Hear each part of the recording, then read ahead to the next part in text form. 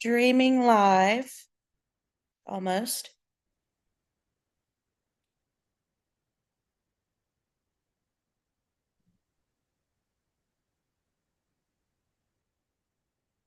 Hey everybody,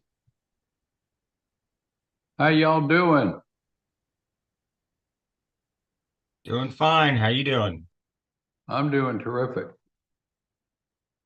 Doesn't look like a very big crowd here today, but maybe we're going to have some more people in the next few minutes. Sounds like it. Folks coming in now.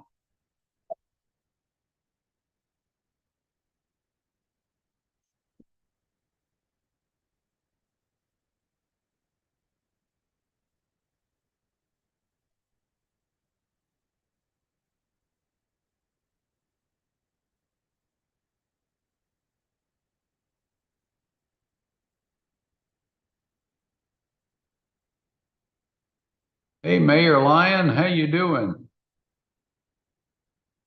Congratulations. Thank you so much. I'm Yeah, having a few technical difficulties here. Can you hear me? I can hear you fine. Okay, If you great. try to adjust your camera down just a little tad, we'll be able to see yourself better. There you go. Good to see you. So, Thank well, you. It's good to see you. The appointed hours here. How do I turn the volume up? Oh, thank you. Can you hear us okay? I can't hear him very well. I'm gonna go grab him. We can hear you great. I can at least.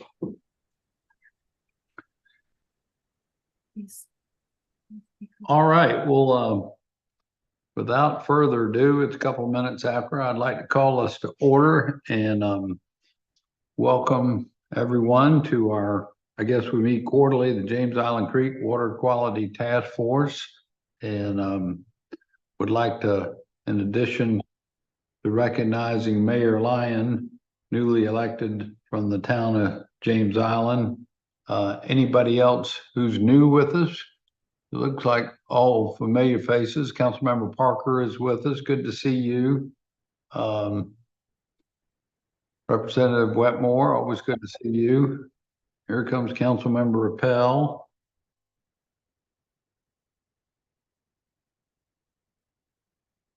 Anybody somewhat new want to speak up and introduce themselves or make a comment? The floor is open. Howdy, y'all. Just wanted to say hi. I was in the last meeting, but I'm still pretty new to this group. I'm Riley Edgar, and I direct the Land, Water, and Wildlife Program at the Coastal Conservation League. I'm taking over in this task force from Emily, and so really excited to be a part of this group and work with y'all. Thank you. Great.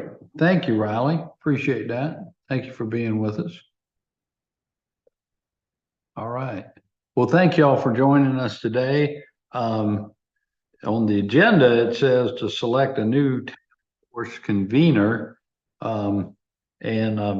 Historically, we've kind of left the convening up to the mayors. We don't necessarily have to do that. Of course, as you all know, I'm going to be out the door here in about another month, so I won't be convening us anymore. Let me say now rather than later in the meeting, what a pleasure it's been to work with all of y'all on this collaboration. It's been really a wonderful collaboration between all the parties, and I feel like we've made some real progress on the issue of water quality and in the last year, particularly on this issue of converting septic tank systems over to sewer, which so everybody's really been collaborating, and it's been I think a great example of local government coming together. Now, I know it was all kind of teed up by the fact that the water quality of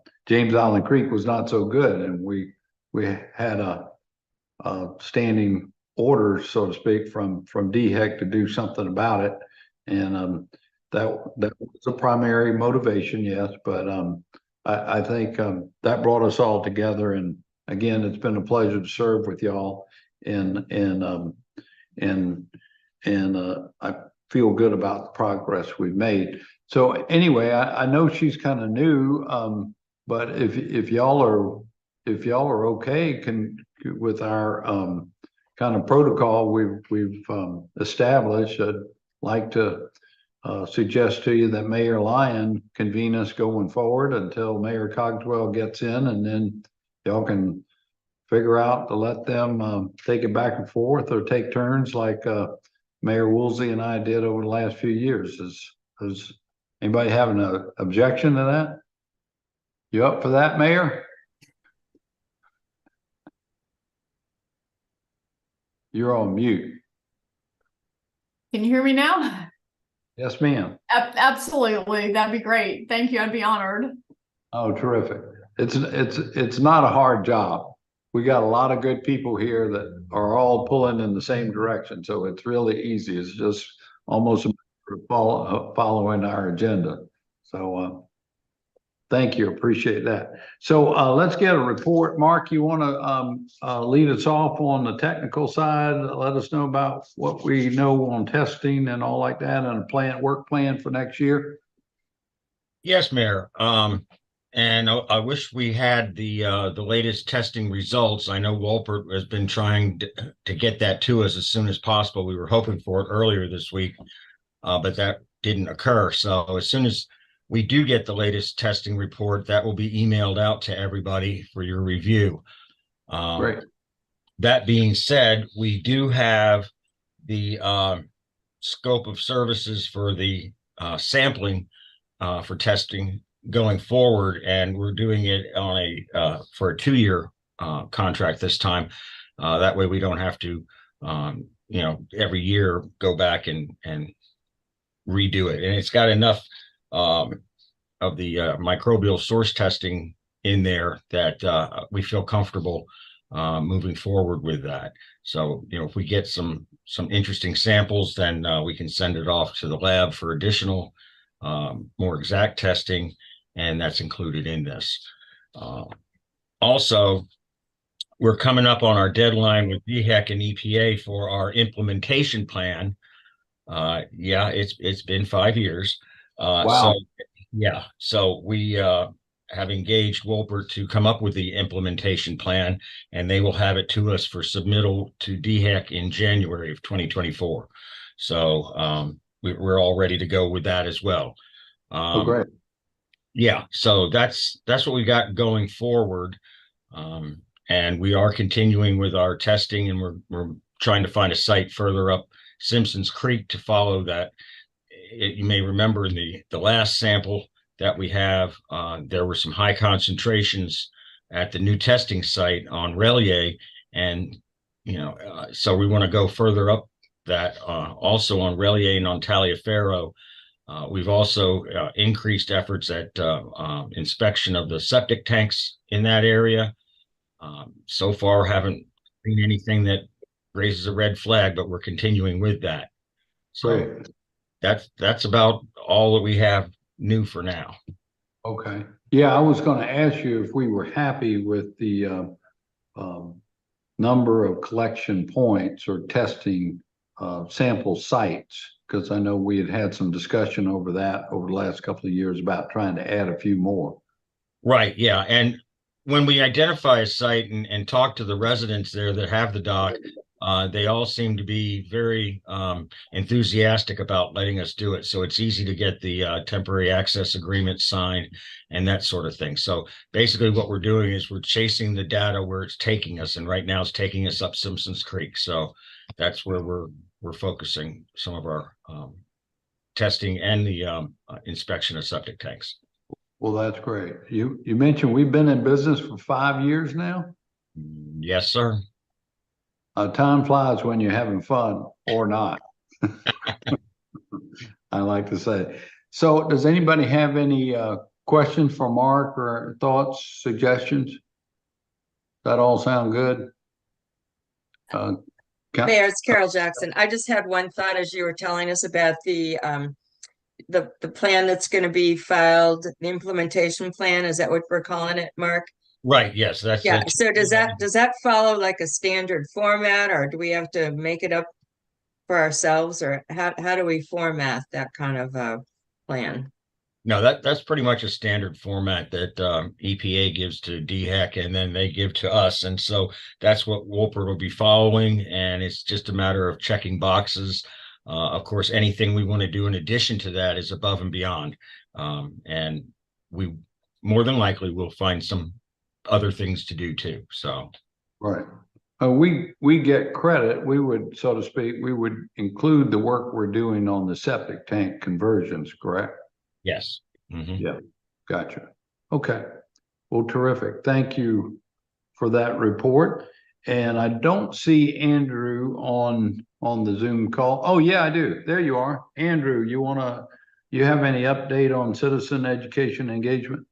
Yeah, thank you, Mr. Mayor. And sorry I can't be on screen. I'm just in a not a good spot for video right now. So Okay. just wanted to give by way of update a quick shout out to Mayor Woolsey and Dave Schaefer for kind of leading the charge and sort of the James Island PSD septic tank outreach meetings. They did a great job of getting the message out, and then based on the response from the public at the first one, pivoting and updating the message. And I think are really doing a good job with a kind of a tough message for some folks to hear. And so I wanted to make sure that I got the recognition for that. I think, at the last one, especially Mayor Woolsey leading it off and Dave delivering a strong message about why this work is so important and what it means for the health and the future of the creek was really pretty strongly received. So kudos there. And that's all I've got for an update. Great. All right. Any questions or suggestions for Andrew from anybody? All right. Ross, you got anything for us on the policy side? In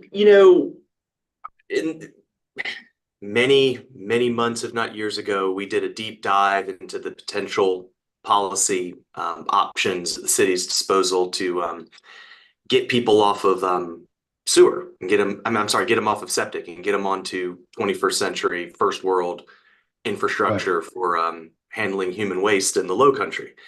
Right. But then as all this wonderful, infrastructure funding materialized, thanks to Representative Wetmore and others, it became pretty clear that, actually doing this work, getting people connected and off of sewer was the real way to get this done, not, having an ordinance on the book and issuing people summonses and things of that nature. So the policy side of this is kind of taking a bit of a backseat, just due to what we've been able to accomplish on the ground. I know that's a lot easier said than done. I want to echo, Andrew's, compliments to Dave and former Mayor Woolsey. That I was in that meeting. That was not I've seen a lot of tough crowds in my day. That was a tough crowd. They did a very good job. And I think we need to stay in that game and help work with folks and explain all the different benefits, not just to each individual, but to the community at large when it comes to connecting. So that's the update. If there's some additional policy ideas that we can look at, I'm certainly open to doing that. I just tend to think that the real solution lies in these conversions and doing this hard work. And it's going to take, door-to-door advocacy and helping educate people about the benefits. So I hope that helps. Gotcha. All right. Any thoughts, questions, Carol? Yes, thank you. Thanks, Ross. I definitely agree with, that the work has taken a turn that is how people learn best by doing and, actually having the proof of the conversions for us to be recognizing into the future. The other thing that I think would be interesting to our whole group, but for sure the policy group, would be to hear maybe an update progress report from the town who did put an inspections ordinance on their books and are in the process of actually conducting inspections, right, Mark? So I think that would be a good instrumental way for us to understand before and after, and if it really is worth it for us to try to encourage people to have their septics, especially those that aren't in line for the current grant, to be converted, have their septics evaluated just because they need to as homeowners, in my opinion. Right. Okay. So Mark, Mayor Lyon, y'all want to come back next meeting and give us a little report on that? Kind of any advice, any experiences with any of that? That'd be great. Sure. Council- Yeah, I'd be able to make a report next time. Sure. Caroline, Councilmember Parker. Thank you, Mr. Mayor. Mayor Lyon, do you feel that your constituents, that's what they want? You know, is that what they're going to want moving forward? Because I was at that meeting as well, and I know a lot of people had some concerns. Some of them do have concerns, and a lot of them want it. You know, I think those that have a working septic and don't feel like it's an issue or resistant to being forced onto sewer and having an extra bill to pay every month. I think those that are genuinely concerned about the water quality and believe that it is what is, you know, affecting it are happy to have it.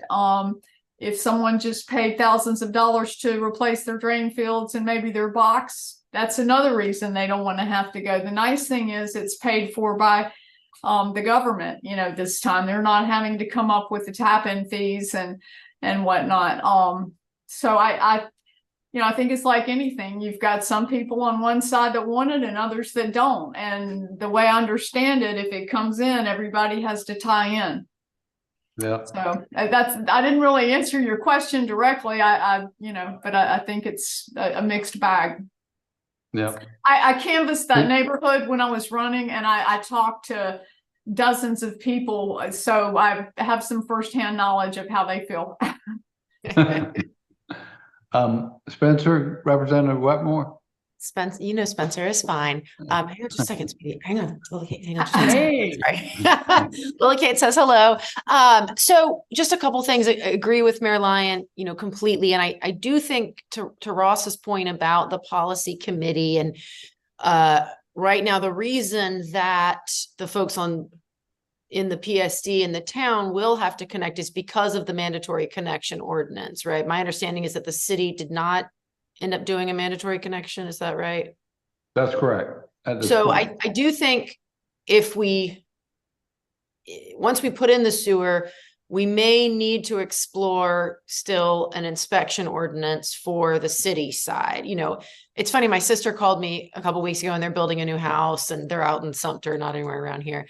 And she was like, do you know what kind of hoops we have to jump through to get our septic permit? And I was like, you mean the permit to discharge your human waste into the ground? Yeah, I can imagine it's hefty.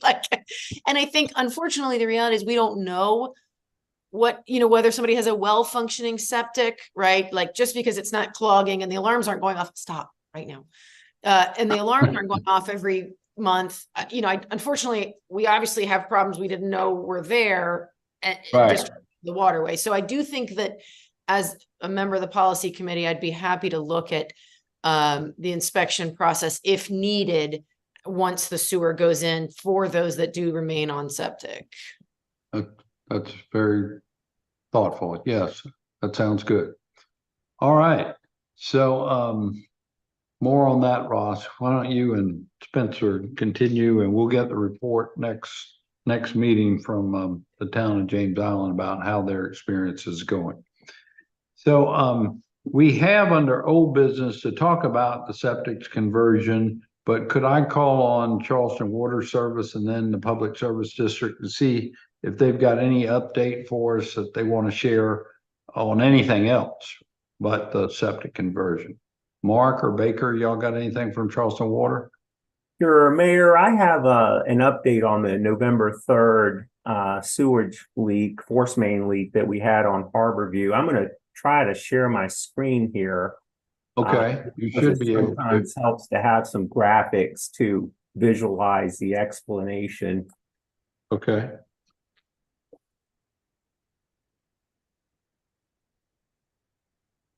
I don't see it yet.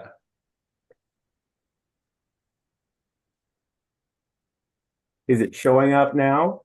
No. Okay, let me go back through the process. Okay. Try that again.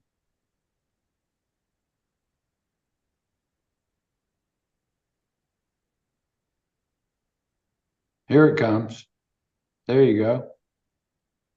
We're seeing a map with purple lines on it and green and red, yellow.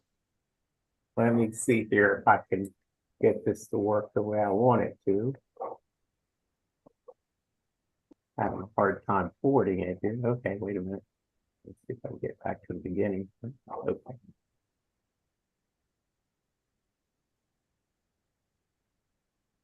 There we go. Can you see it? Yes, sir. Okay, We're that's great. That's great. Like I said, I think it's sometimes helpful to see the graphics to visualize the explanation. But we did have a force main leak. It was reported to us by a Charleston water system contractor on November the 3rd. The leak is shown in the red dot here. It's pretty close to the Ellis Fish Camp entrance. It's right across from Point Verona, and it's located on our 16-inch force main that serves our pump station 61 on Harborview and Waits. And this line, as some of you may be aware, has been hit twice in the past 5 years. In August of 2018, we discovered that an AT&T bore hit our line about 30 feet from the existing location. And then earlier this year, we discovered that a vessel, we believe it was either an anchor or spud, hit our line underneath the creek. Would have been about right here on the marsh side of the creek. And needless to say, our line is vulnerable due to its age and its location right along the shoulder of Harborview Road and underneath the creek. And so as part of our contingency plans and to reduce the consequence of failure, we've placed a number of strategically placed valves along the line so that if we ever had a break, we could quickly isolate the line and stop the leak. We also have put some bypass piping in. This allows us to discharge to the James Island Public Service District 18-inch force main that runs right parallel to our line or right adjacent to our line all the way till you get to the marsh, and then it takes a cut across the marsh into the entrance of our treatment facility.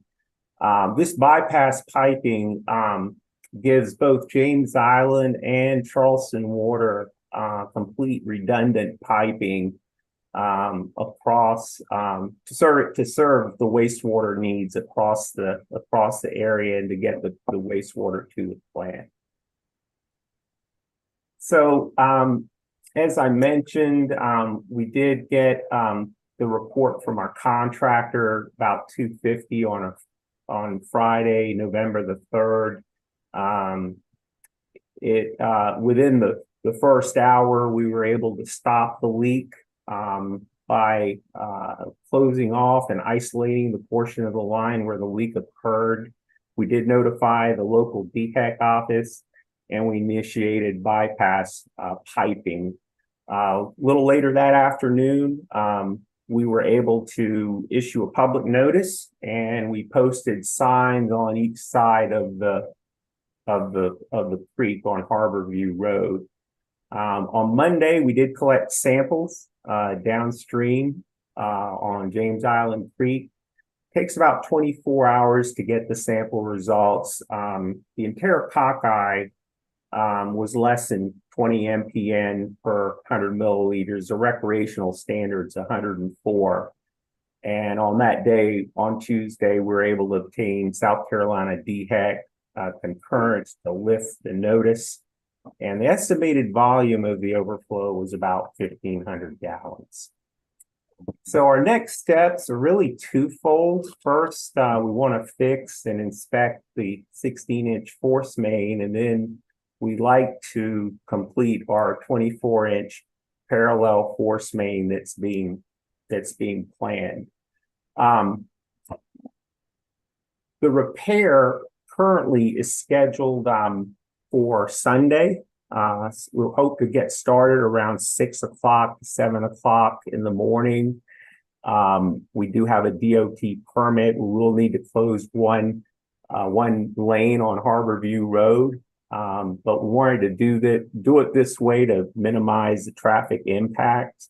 As part of the work, what we typically do anytime we have a force main leak, we will cut out a coupon, a piece of the pipe at the crown of the pipe for further inspection. And then we do have an option here to continue bypassing into the James Island PSD 18-inch force main at our pump station 61. Little longer term, the plan is to complete the 24-inch parallel force main. This force main, this dotted line here that goes over, shown kind of going over to the area around Harborview Circle, is not the actual route. We've changed that so that it now goes into the entrance of our plant. So it would go from here straight over here, just upstream of where the James Island meter is located. And the design is basically complete. All the easement acquisitions have been completed. Our commissioners approved cost sharing arrangement with James Island to proceed